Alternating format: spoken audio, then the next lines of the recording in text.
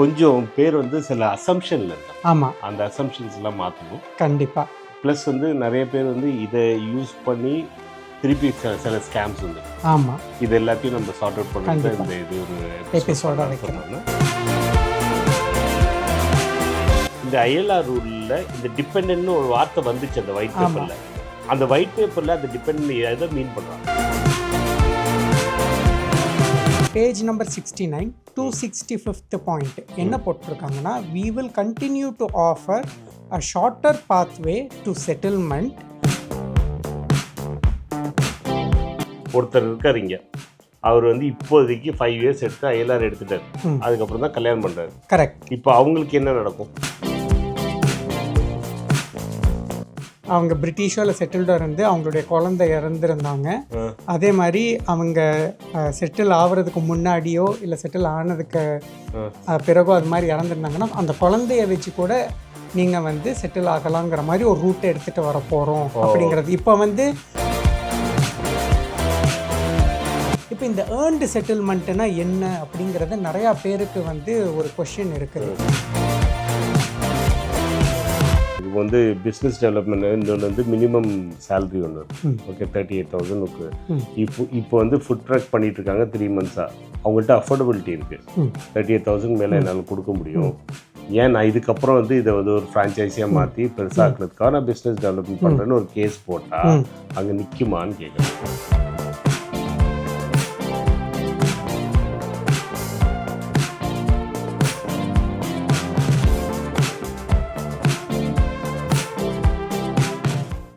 எல்லாருக்கும் வணக்கம். இது உங்கள் லண்டன் தமிழன். நீங்களே எப்படிங்க? நான் சூப்பராக இருக்கேன். நாங்கள் வந்து அந்த ஒயிட் பேப்பர் வந்து மே 12 அனௌன்ஸ் பண்ணதுலேருந்து நிறைய கேள்விகள் அதையும் ஆன்சர் பண்ணிகிட்டே வரோம். ஆனால் இப்போ ரீசெண்ட் லாஸ்ட் 1 வீக்கில் வந்த கொஷின்ஸுக்கு நாங்கள் ஆன்சர் பண்ணிடுவோம். ஸோ அந்த இதில் அந்த வரிசையில் இப்போ வந்து கொஞ்சம் பேர் வந்து சில அசம்ஷனில் இருக்காங்க. ஆமாம், அந்த அசம்ஷன்ஸ்லாம் மாற்றணும் கண்டிப்பாக. ப்ளஸ் வந்து நிறைய பேர் வந்து இதை யூஸ் பண்ணி திருப்பி சில ஸ்கேம்ஸ் வந்துருக்கு. ஆமாம், இது எல்லாத்தையும் நம்ம சார்ட் அவுட் பண்ணிட்டு இந்த இது ஒரு எபிசோட வைக்கிறோம். ஸோ அது வந்து மல்டிபிள் திங்ஸ் பண்ண போகிறோம். ஸோ அது ஒன்று ஒன்றா நம்ம பேசுவோம். ஸோ ஃபஸ்ட்டு வந்து நீங்கள் புதுசாக வந்திருக்கீங்க, ஃபஸ்ட்டு டைம் பார்க்குறீங்க அப்படின்னு சொன்னால் இந்த வீடியோவில் இருக்கிறது என்ன பார்த்துருப்பீங்க, இவங்களையும் நிறைய பேர் பார்த்துருப்பீங்க. ஆனால் ஃபஸ்ட் டைம் வரவங்களுக்கு சொல்கிறேன், இவங்க பேர் வந்து Badri Bala Venkatesan. Is a senior immigration lawyer in the UK.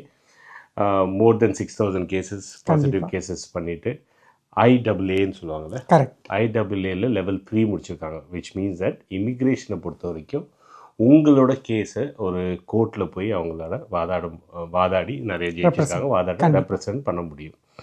So இந்த இதில் எப்படின்னா, இப்போ நம்ம யூஸ்வலாக இந்த சீரீஸில் எப்படி எவ்ரி டைம் நம்ம லண்டன் தமிழரோட அவங்க வந்து பேசும்போது இந்த மாதிரி குவரிஸு இந்த மாதிரி வந்து ஏதாச்சும் புதுசாக அனௌன்ஸ் பண்ணதுன்னா இதெல்லாம் வந்து ஃபஸ்ட் ஹேண்ட் இன்ஃபர்மேஷனாக இது வரைக்கும் கொடுத்துட்டு இருக்காங்க. நாங்கள் தான் எப்பயும் ஃபஸ்ட்டாகவும் கொடுத்துட்ருக்கோம், ப்ராப்பராகவும் கொடுத்துட்ருக்கோம். ஸோ இப்போ வந்து என்னென்னா மெயினாக வந்து ஒரு விஷயம், நான் இப்போ ஒரு லேட்டஸ்ட்டாக ஒரு வீடியோ பார்த்தேன், நம்ம பசங்க தான் போட்டிருந்தாங்க. ஸோ அந்த பசங்களில் மீன் பண்ணது வந்து இது மேபி நான் தப்பாக இருக்கலாம், பட் நான் அவங்களோட கமெண்ட் வச்சு தெரிஞ்சுக்கிட்டேன். ஸோ எப்படின்னா ஐஎல்ஆரில் பிரச்சனை இருக்குது, 5 to 10 years ஆக போகுது. அந்த கிளாரிஃபிகேஷனை பேசிடுவோம். மெயின்லி இது கிளாரிஃபிகேஷன் வீடியோ ஃபர்ஸ்ட் ஒன்று. ரெண்டாவது வந்து ஸ்டூடெண்ட்ஸ் இதில் ஒரு பார்ட்டில் அந்த 18 months. ஆமாம். ஆனால் இதில் இந்த டிபெண்டன்ஸ்க்கு ஒரு இஷ்யூ. இப்போ இந்த டிபெண்டன்ஸ் என்ன சொன்னாங்கன்னா, இப்போ வந்து கரெக்டாக ஒயிட் பேப்பரில் என்ன சொல்லியிருக்காங்கன்னு நீங்கள் சொல்லணும். கரெக்ட். ஏன்னா இவங்க என்ன நினச்சிக்கிறாங்க பசங்கன்னா, ஒயிட் பேப்பரில் என்ன சொல்கிறாங்கன்னா, டிபெண்டன்ஸு அப்படி இப்படி நீங்கள் வந்து ஒரு ஐஎல்ஆர் வாங்காதவங்களுக்கு கூட நீங்கள் டிபெண்டாக இருந்தீங்கன்னா கூட உங்களுக்கு பிரச்சனை இல்லை. இப்போ வந்து ஒருத்தவங்க என்ன சொல்கிறது, டியர் 2 டிபெண்டன்ட், டியர் 2 டிபெண்டன்ட்னா 3 வருஷத்தில் அவங்களுக்கு முடிஞ்சு போச்சுன்னா இவங்களுக்கு பிரச்சனை இல்லை, இவங்க 2 years இருந்து அவங்க பாட்டுக்கு ஐஎல்ஆர் வாங்கிட்டு போயிடலான்னு சொல்கிறாங்க. ஓகே.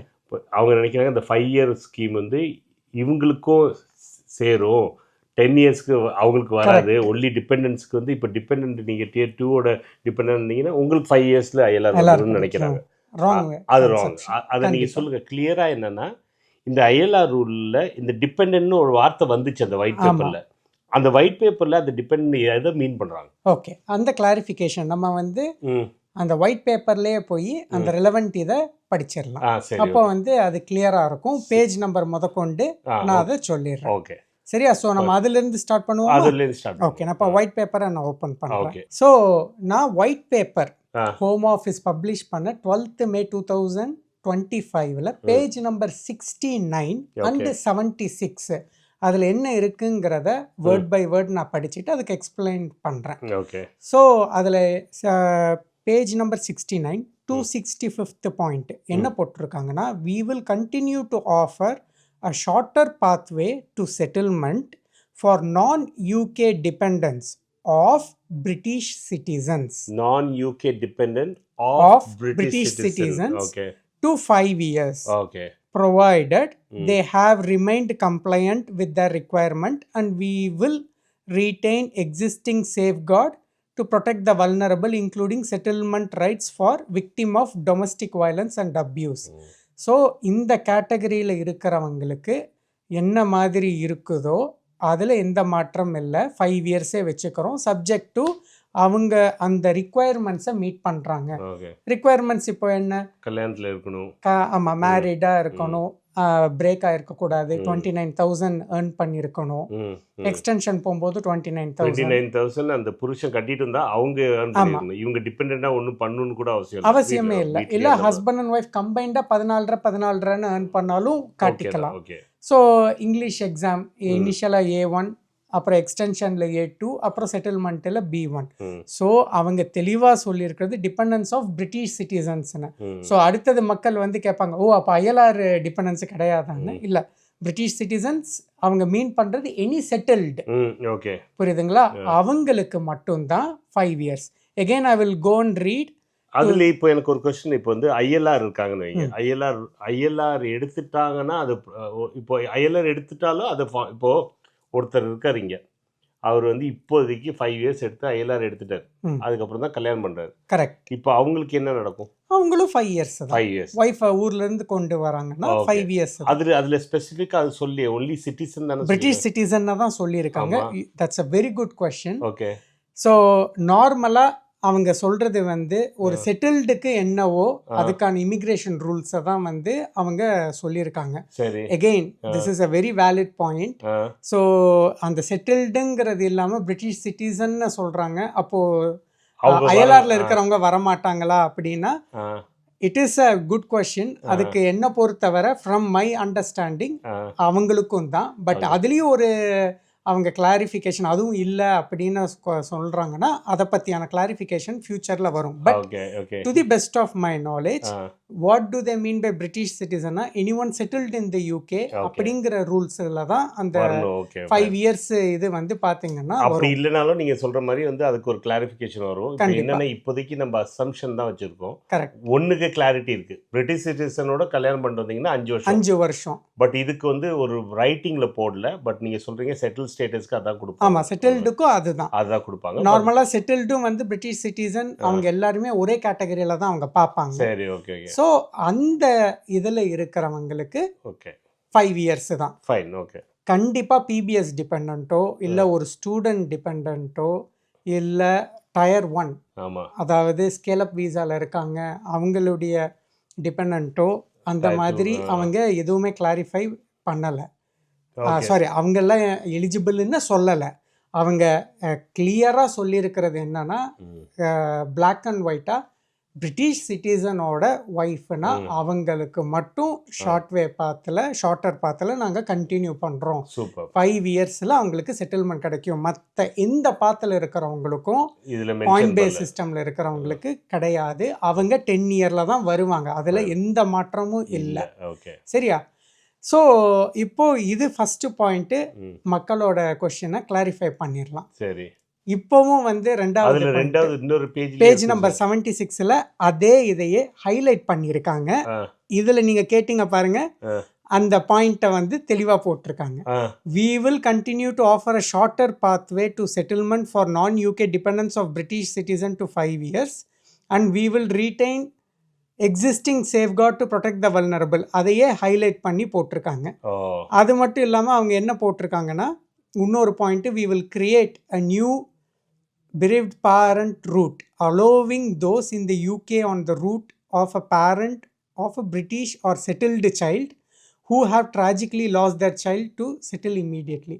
அவங்களுடைய குழந்தை இறந்துருந்தாங்கன்னா அவங்க பிரிட்டிஷோ இல்லை செட்டில்டோ இருந்து அவங்களுடைய குழந்தை இறந்துருந்தாங்க, அதே மாதிரி அவங்க செட்டில் ஆகிறதுக்கு முன்னாடியோ இல்லை செட்டில் ஆனதுக்கு பிறகோ அது மாதிரி இறந்துருந்தாங்கன்னா அந்த குழந்தைய வச்சு கூட நீங்கள் வந்து செட்டில் ஆகலாங்கிற மாதிரி ஒரு ரூட்டை எடுத்துகிட்டு வர போகிறோம் அப்படிங்கிறது. இப்போ வந்து bereaved பார்ட்னர், நீங்கள் ஒரு பிரிட்டிஷ் சிட்டிசனோடு இருக்கீங்க, அவங்க இறந்துட்டாங்கன்னா அப்போ அந்த ஸ்பவுஸுக்கு வந்து கொடுப்பாங்க செட்டில்மெண்ட்டு. அதே மாதிரி ஒரு பிரிட்டிஷ் குழந்தைக்கு செட்டில்டாக இருக்கிற குழந்தை இறந்தாலும் அந்த மாதிரி இருக்கக்கூடிய பேரண்ட்ஸுக்கு வீசாவில் இருக்கக்கூடிய ஒரு பேரண்ட்டுக்கு தரலாம் அப்படிங்கிற மாதிரி கொடுத்துருக்காங்க. ஆனால் இதில் வந்து கிளியராக போட்டிருக்காங்க பாருங்கள், British R settled child.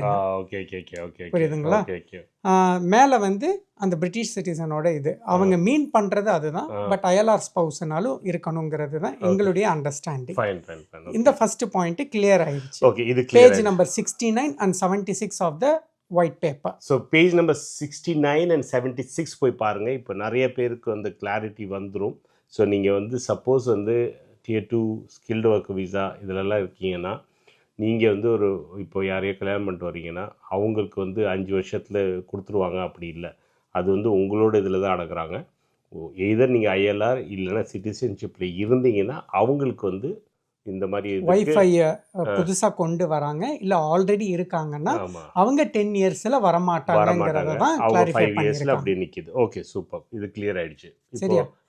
Second point, இப்போவும் மக்கள் கேட்குறது ரெட்ரோஸ்பெக்டிவ்லி அது பற்றி சொல்லுங்க, டெய்லி கேட்டுட்டு இருக்காங்க. ஸோ ரீசண்டாக கூட ஆன் 21 மே வந்து பார்லிமெண்ட்டில் இதை ரைஸ் பண்ணியிருக்காங்க.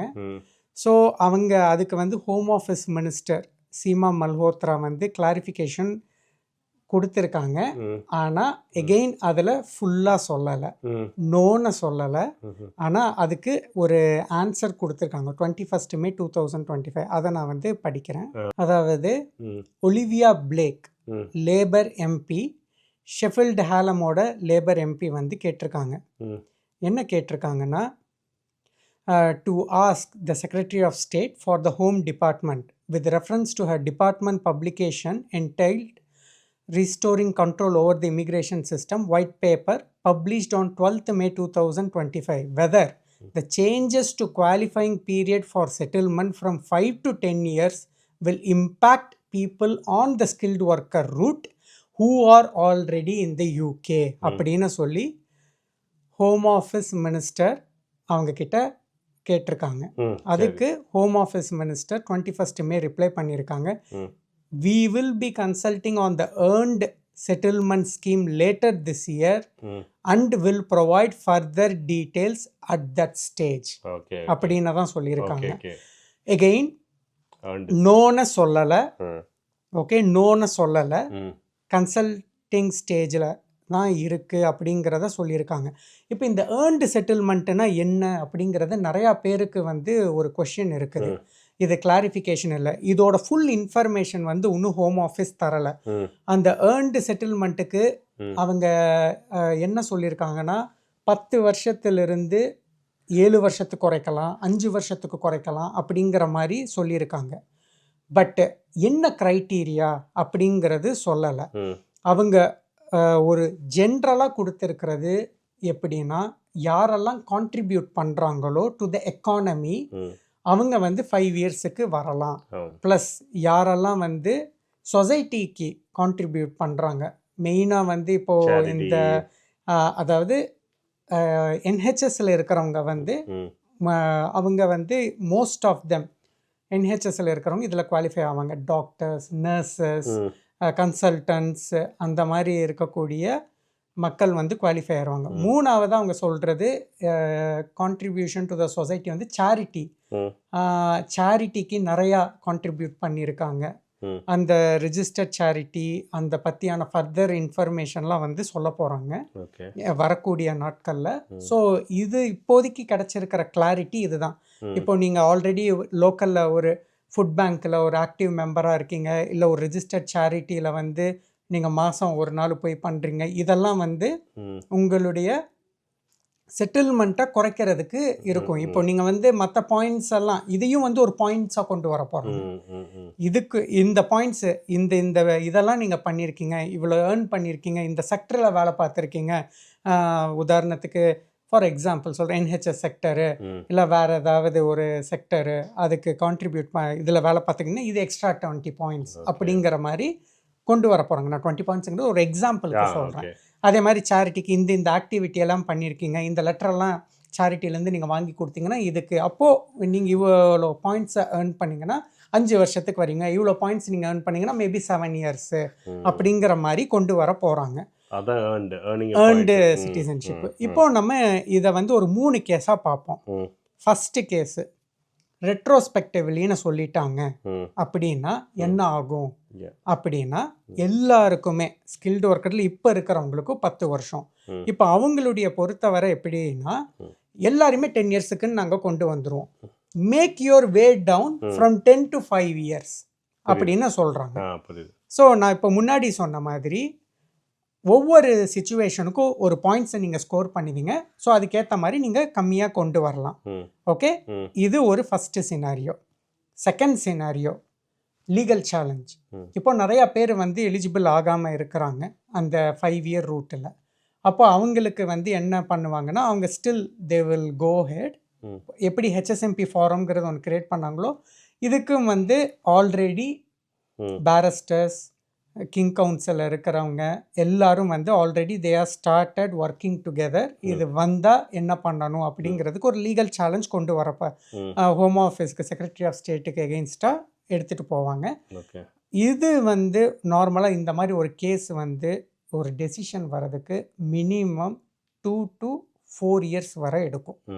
மினிமம் 2 to நான் மேக்ஸிமம் சொல்கிறேன் வேர்ஸ்ட் சினாரியோவில். ஏன்னா சுப்ரீம் கோர்ட்டு வர போச்சுன்னா 4 இயர்ஸ் வரை எடுக்கும். நார்மலாக ஹை கோர்ட்டு இல்லை க்ரௌன் கோர்ட்டில் அங்கேயே நின்றுச்சுன்னா 2 to 3 இயர்ஸ்லேயே வந்துடும். ஸோ நான் பெஸ்ட்டு சினாரியோ சொல்கிறேன், பெஸ்ட்டு சினாரியோவில் சொல்கிறேன்.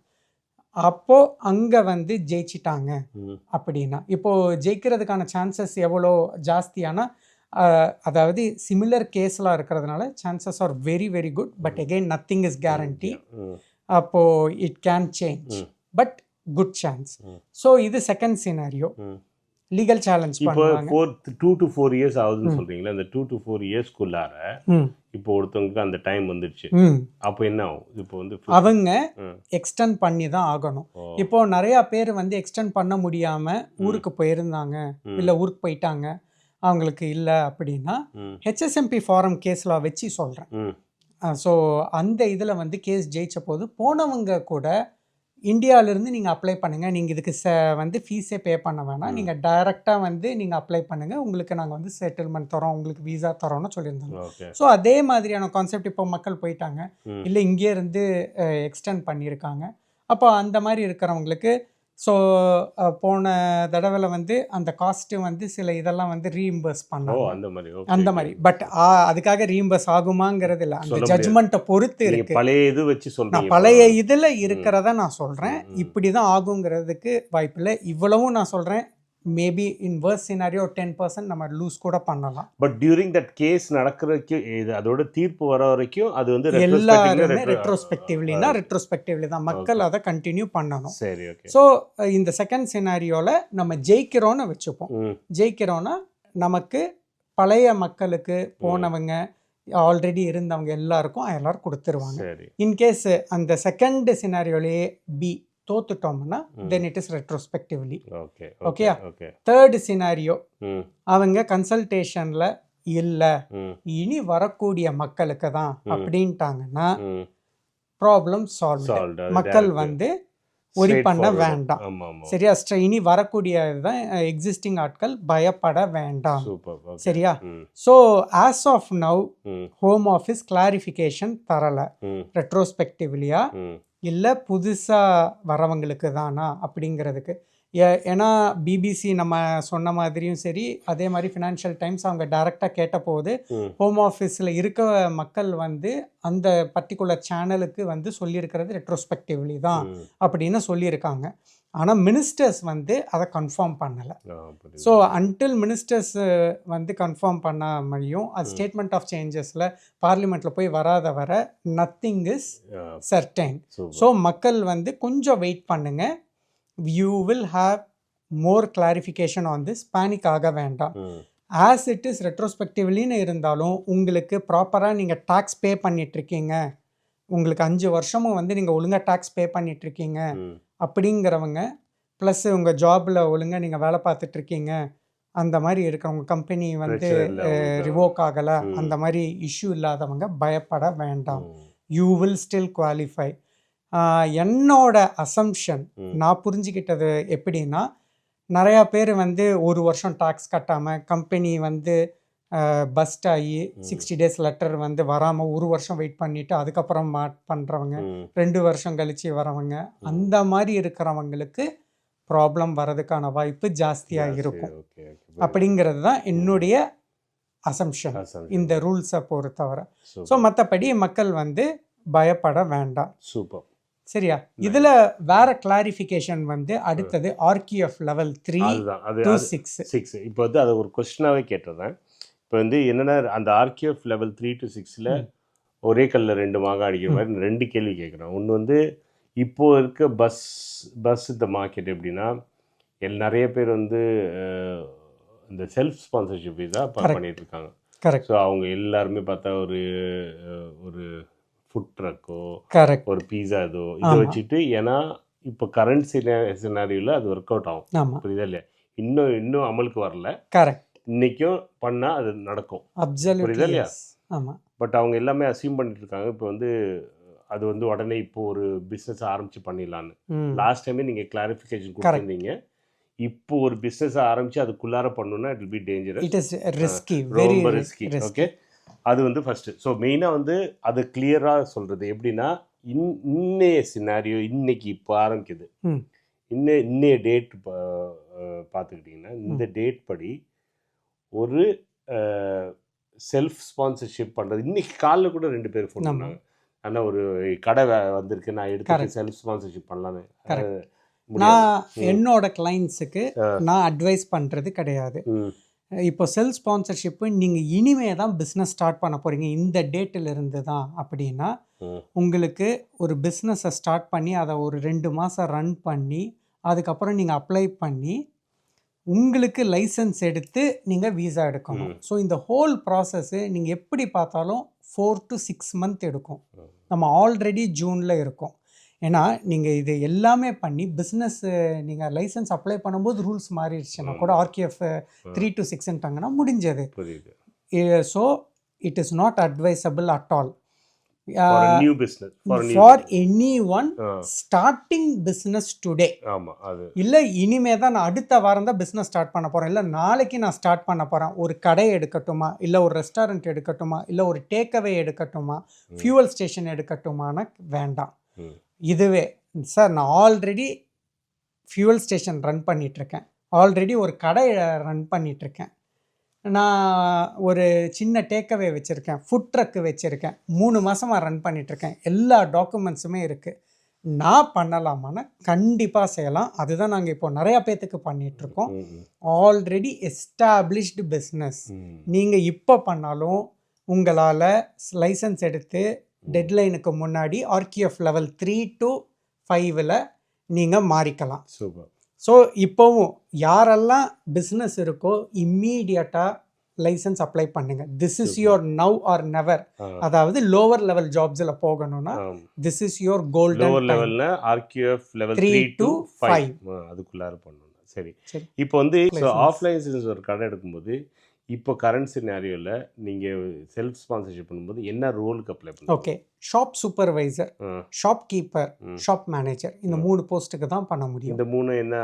இது எல்லாமே ஆர்கிஎஃப் 3ல தான் வரும். 3ல இருக்குது. இப்போ வந்து ஒரு ஃபுட் ட்ரக் பண்ணால் என்ன பண்ணுவாங்க? அதுவும் வந்து ஒரு டேக்அவே மேனேஜர், ரெஸ்டாரண்ட் மேனேஜர், அதுவும் 3 இல்லை 4ல இருக்கும். அவ்வளோதான். ஃபைன். இதில் நம்ம இப்போ வந்து இப்போ RQF லெவல் 6ல பார்த்தீங்கன்னா ஐடி சொன்னீங்க, வேற என்ன இருக்கு? இப்போது நிறையா ஜாப்ஸ் இருக்குது. ஐடியில் நிறையா இருக்குது. ஒரு பிஸ்னஸ் டெவலப்மெண்ட் மேனேஜர். இப்போ அந்த கொஸ்டின் இருக்குது. இப்போ வந்து ஒரு சின்ன இப்போ வந்து ஃபுட் ட்ரக் இருக்குல்ல, அதில் ஏன் பிஸ்னஸ் டெவலப்மெண்ட் மேனேஜர் முடியாது? வித்தின் த பிஸ்னஸ் வந்து இல்லை ஒரு ஷாப்லேயோ அது வந்து ஒத்து வராது. ஒரு பிஸ்னஸ் டெவலப்மெண்ட் மேனேஜர் அப்படிங்கிற போஸ்ட் எடுத்துக்கிட்டிங்கன்னா அது வந்து ஒரு பெரிய கம்பெனிக்கு தான் சூட் ஆகும். இல்லை, இப்போ வந்து ஒரு மேனேஜ்மெண்ட் கன்சல்டன்சி இருக்குது. ஓகே, புரியுதுங்களா? ஒரு மேனேஜ்மெண்ட் கன்சல்டன்சி அந்த மாதிரி இருக்கக்கூடிய இதுக்கு சூட் ஆகும். இல்லை இதுவே வந்து ஒரு செயின் ஆஃப் ரெஸ்டாரண்ட்ஸ் வச்சுருக்காங்க, இல்லை ஒரு செயின் ஆஃப் ஃபுட் ட்ரக்கு, அவங்க கிட்ட 3 ஃபுட் ட்ரக் இருக்குது, ஓகே, இல்லை 4 ஃபுட் ட்ரக் இருக்குது, அவங்க வந்து இன்னும் எக்ஸ்பேண்ட் பண்ணணும் அப்படிங்கிற போது அது ஒர்க் அவுட் ஆகும். இதுவே ஒரு ஃபியூவல் ஸ்டேஷன் வச்சுருக்காங்க, 5 ஃபியூவல் ஸ்டேஷன் வச்சுருக்காங்க, நான் வந்து 10 ஃபியூல் ஸ்டேஷனாக வேணும், எனக்கு ஒரு 2 பிஸ்னஸ் டெவலப்மெண்ட் மேனேஜர் தேவைப்படுது. ஒருத்தங்க ஈஸ்ட் ரீஜனில் பண்ணுவாங்க, ஒருத்தங்க வெஸ்ட் ரீஜனில் பண்ணுவாங்க, அவங்க இல்லை நார்த்து சவுத்தில் போய் பண்ணுவாங்க அப்படிங்கிற மாதிரி. ஸோ ஒரு குரூப் ஆஃப் அவுட்லெட்ஸ் இருக்குதுன்னா அப்போ நீங்கள் பிஸ்னஸ் டெவலப்மெண்ட் எடுக்கலாம். ரீட்டெயிலுக்கே ஒரு கடையை வச்சுட்டு பிஸ்னஸ் டெவலப்மெண்ட் மேனேஜர்னா பண்ணால் கிடைக்காது. ஓகே, அது ரீசனபிளாக சொல்லவும் முடியாது. அது ஜென்யூன் வேகன்சியில் அடிபட்டுரும். அதுதான் ஏன் ஒர்க் அவுட் ஆகாதுன்னா ஜென்யூன் வேகன்சியில் அது அடிப்படும். இப்போ எனக்கு இன்னொரு கொஸ்டின் இருக்குது. இப்போ வந்து பிஸ்னஸ் டெவலப்மெண்ட் இன்னொன்று வந்து மினிமம் சேலரி ஒன்று இருக்குது, ஓகே, 38,000 இருக்குது.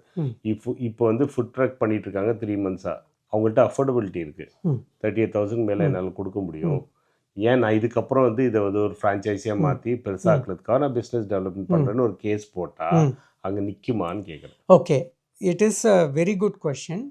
இப்போது அவங்க வந்து ஒரு மாடலை கொண்டு வந்து ப்ரூவன் மாடல் மாதிரி கொண்டு வந்து இல்லை ஒரு சாட்டிஸ்ஃபை பண்ணுற மாதிரி ஒரு மாடல் கொண்டு வந்தாங்கன்னா, என்கிட்ட இவ்வளோ கேஷ் ஃப்ளோ இருக்குது, எனக்கு ஒரு 300K இருக்குது, 200K இருக்குது, I'm going to start 3, I want to make it 3-4 business trucks, 3-4 food trucks எனக்கு வேணும்னா கண்டிப்பாக செய்யலாம், கண்டிப்பாக செய்யலாம். பட் அதுக்கான கேஷ் ஃப்ளோ இருந்து ஒரு நல்ல பிஸ்னஸ் பிளானை காட்டி ஹோம் ஆஃபீஸை கன்வின்ஸ் பண்ணணும், தென் எஸ். பட் இங்கே முக்கால்வாசி மக்கள் வந்து ஒரு 30,000 20,000 அப்படிங்கிற மாதிரி போட்டு அந்த ஃபுட் ட்ரக்கை வச்சு பண்ணும்போது அதுக்கு ஒரு பிஸ்னஸ் டெவலப்மெண்ட் மேனேஜர்னால் சரி வராது. இல்லை ஒரே ஒரு ஷாப்பே ஒரு 100K வச்சுக்கோங்க, அதை வச்சு பண்ணோம்னாலும் கிடைக்காது. இப்போதைக்கு ரொம்ப கிளியராக சொல்லியாச்சு.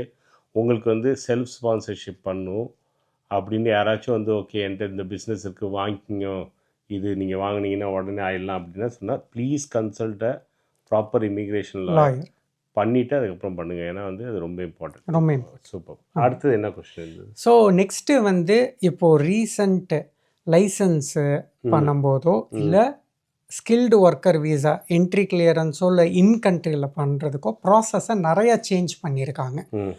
ஸோ அதை பற்றி நெக்ஸ்ட் வீடியோவில் டீட்டெயில்டாக பேசலாம். Okay, skilled worker applying for sponsor licence. Okay,